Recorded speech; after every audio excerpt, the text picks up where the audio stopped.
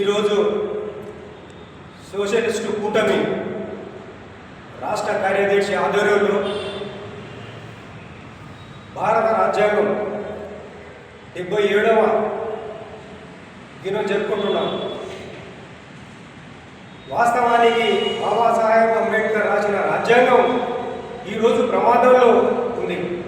కాబట్టి మనమందరం కలిసి ఎస్సీ ఎస్టీ బీసీ మైనారిటీలు అందరం కలిసి ఈ యొక్క రాజ్యాంగాన్ని కాపాడుకోవాల్సిన బాధ్యత మన పైన ఉంది.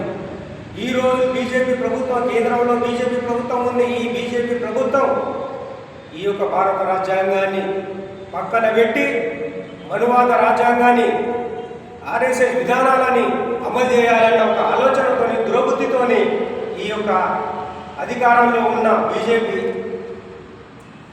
ఆలోచిస్తుంది. కాబట్టి ఈ యొక్క భారత రాజ్యాంగాన్ని నేటికి 70 సంవత్సరాలు అయినా ఈరోజు ఎస్సీ ఎస్టీ బీసీ మైనార్టీలు ఇంకా అనగారిన కులాలకు సంబంధించిన వాళ్ళు కూడా ఈ రాజ్యాంగ ఫలాలు ఇంకా అట్టడుగున ఉన్న వర్గాలకు కూడా అందుతలేవు. కాబట్టి ఈ యొక్క రాజ్యాంగాన్ని కూడా మన భారతదేశంలో ప్రతి ఒక్కరూ ఈ రాజ్యాంగాన్ని కాపాడాల్సిన బాధ్యత ప్రతి ఒక్కరి పైన ఉంది.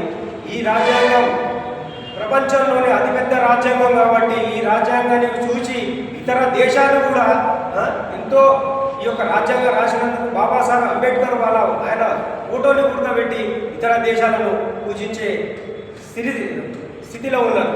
కాబట్టి ఇప్పటికైనా కానీ ఈ రాజ్యాంగాన్ని మనం కాపాడుకోకపోతే రేపు రాబోయే తరాలు, రేపు రాబోయే జనరేషన్ పిల్లలకు కూడా ఈ రాజ్యాంగ ఫలాలు అందకపోవచ్చు అన్న అనుమానం కూడా కలుగుతుంది. కాబట్టి ఇప్పుడు కూడా ప్రతి ఒక్కరూ ఈ బాబాసాహెబ్ రాసిన రాజ్యాంగాన్ని మనం కాపాడుకొని, మన హక్కులను కాపాడుకొని ఈ రాజ్యాంగాన్ని అమలు చేసే విధంగా కేంద్ర ప్రభుత్వాలు, రాష్ట్ర ప్రభుత్వాలు ఏదైతే ఉన్నాయో ఆ ప్రభుత్వాలు కూడా ఈ రాజ్యాంగంతోనే నడవాలి.